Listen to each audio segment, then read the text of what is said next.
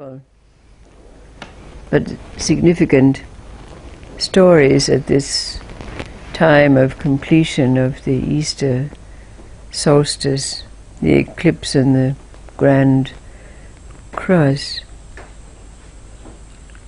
First is the story about a beautiful maiden who lived in a country far away, and she was beautiful.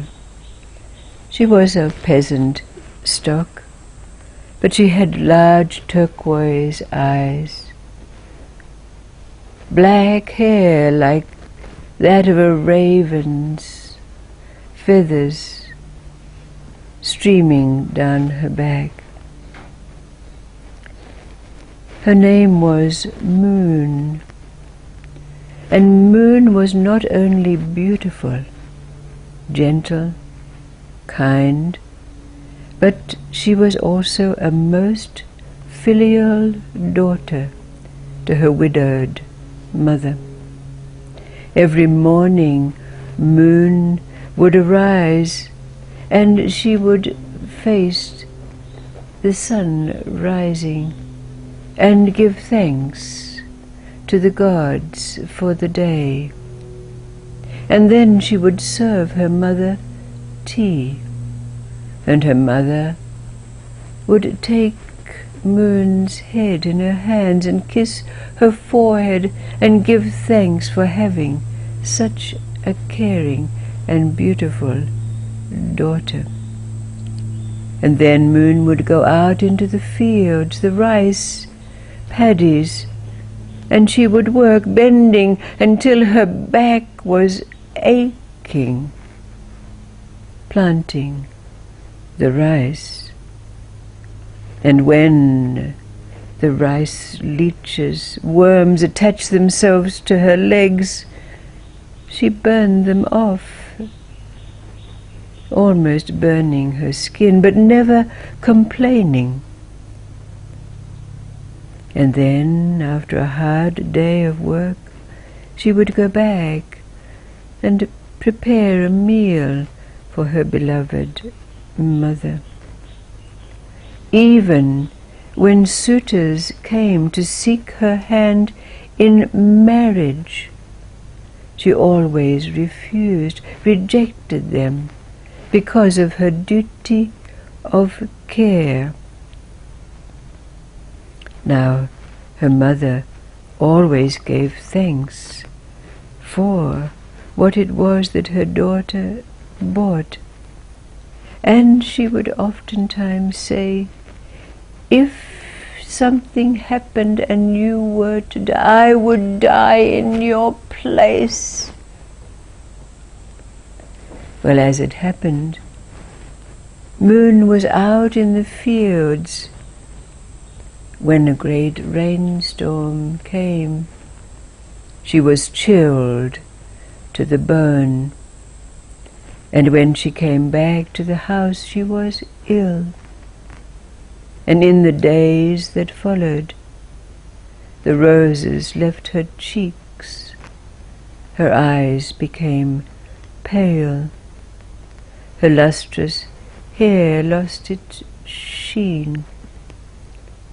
She was taken to the physicians, but none of the medicaments or potions that they gave her served to bring a cure, and each day she became weaker and weaker.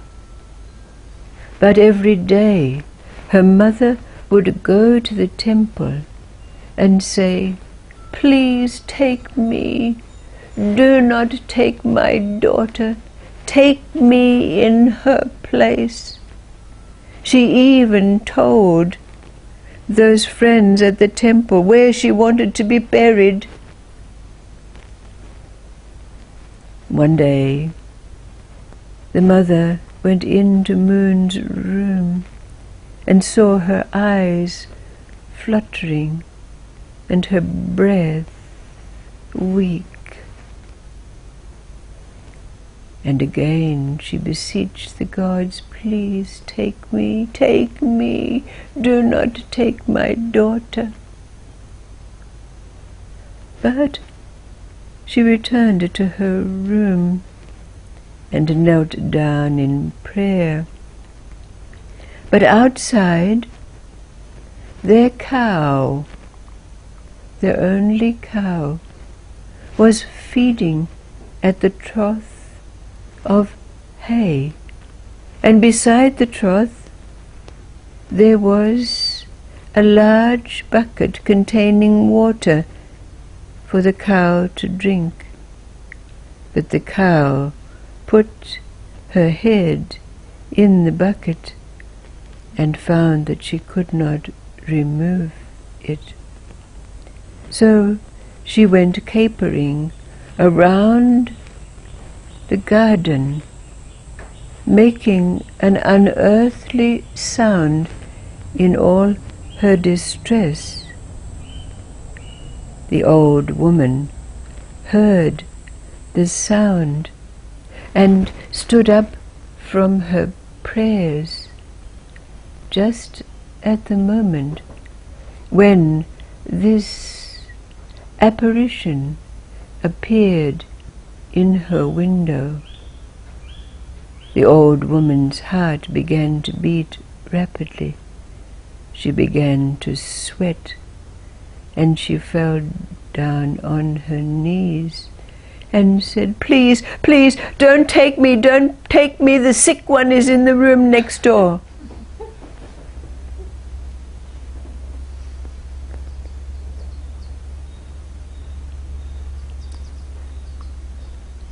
And then there's that story of the seeker after enlightenment, who'd been with his master for many, many years and passed through the many levels of initiation that come with being on the spiritual path. And one day the master called the seeker to him and said, "It is now time for you to undertake your final initiation of annihilation." Immediately. Of course, the seeker had read all the books about this final transition. But intuitively, a great fear arose in him, and he began to sweat and to tremble. And then suddenly he said to his but Master, I have responsibilities. I have a family. I've got a wife, and I've got children, and I've got in-laws, and my mother and father that I have to take care of. And the Master let it drop. But as the seeker was leaving, after the daily rituals and gatherings that were the custom, the Master called the seeker to him and said, "Take this herb, and when you go home, drink it before you have your evening meal." So this the seeker did, always obeying what his master dictated. But when he imbibed this herb, it put him into a state that we could call comatose. But he was perfectly aware of what was going on. But when he fell to the ground and his wife and family gathered around him, to all intents and purposes it seemed that he had died or was dying. His breath was so shallow, and his eyelids did not move, and his eyeballs, and so forth. But of course, the immediate reaction of the family was to call the Master to his bedside. And when the Master came, he turned to the family and said, "Oh yes, This man will surely die, but I can save him if one of you will take his place. The master turned to the wife. She said, "No, no, no, I have children to take care of." He turned to the parents, and they too had excuses for why they could not. Others who were standing on the fringes slunk away, but to each one he turned, there was a reason that he could not replace the seeker. By this time, the herbal tincture had lost its efficacy, and the seeker awoke from his state. Standing up, he turned to his master and said, "Take me, do with me what you will. I seek and surrender to this final initiation and annihilation." And then finally there's that strange little tale about the man who, again unknowingly, was out in the field and happened to chew on a piece of grass that was a herb that put him into a state that appeared to be like death. So he was found in the fields by his family, who wept and wailed, and of course called the physician. And the physician pronounced him dead. So they called the priest, and the priest came and gave him the last rites and did the rituals for leading the soul into the other worlds. And after their weeping and wailing, they brought a coffin and they placed him inside. And with much weeping, they carried him off to the graveyard. But as he was being carried along, the herb wore off, and the man woke up, and he knocked loudly on the roof of his coffin. So they placed it on the ground and opened it up, and he sat up and he said, "I'm not dead. I'm not dead. Why are you taking me to bury me?" Well, there was a great consternation. So the physician was called over to the coffin, and the priest, and they gathered around him, and then they went over to have a confabulation with the family and those that were gathered.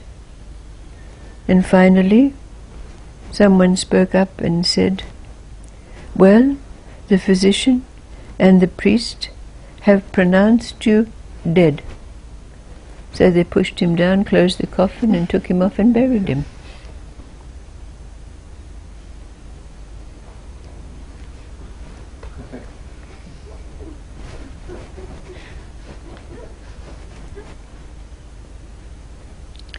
What do these three stories connote for us when we relate, as we must do, from our own experiences and from the experiences that have been shared, that there is a progression at this Easter time, this solstice time, and when added to it by these other grand cosmic forces and influences, there's an even greater effect from it.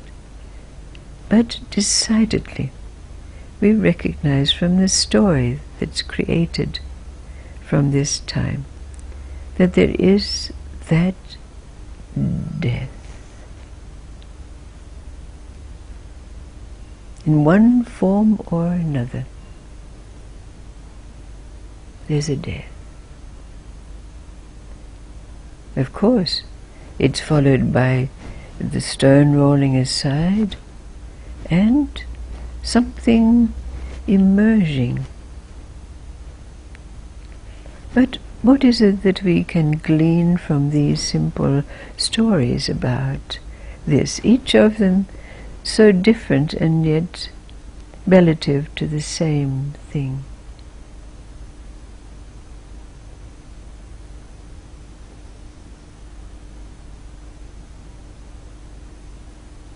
We know that something's died, and yet we're still here. We still have a body, we still have thoughts, etc., etc. How do we know we're dead?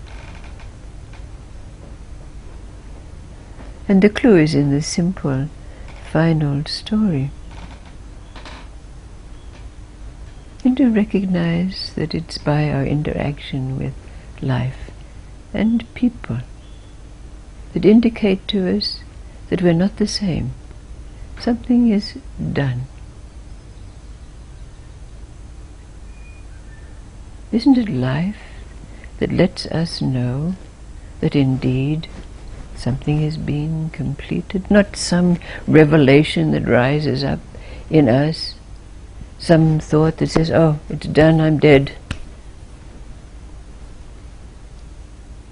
Because we still have thoughts and doubts because of this fact that we still have a body and we're still functioning, we still need to go to the toilet and eat and pay the bills and so forth. So we have this wonderful interaction with life. Isn't it people that indicate to us we're not the same? Something has changed. And therefore we know something is completed, done. We can't go back to it. We don't react the way we did before. There's a certain serenity about our confrontations with life now. Would you agree with me? Or must we wait for the coming days for us each to get our own indications of what it is that's occurred on whatever level? And yes, we get our confirmations. And maybe we don't have a thought, oh, it's done, I'm dead. But there is something in us that recognizes we're not the same. It's not the way it was. Isn't it so? Isn't there something in you now, today, right now, that has the feeling of something's changed? Something's changed. Would you agree with me? And in our interactions with life and people, we get the confirmation of what it is that's changed. And then we can say, oh yeah, oh, that's dead. Can't go back there. Right? But I'm not meaning to put my thoughts onto you. We have our own experiences. But from these stories, I think it's pretty clear, don't you? They do give us the indications in their differences. And that's really the purpose of them. Thank you.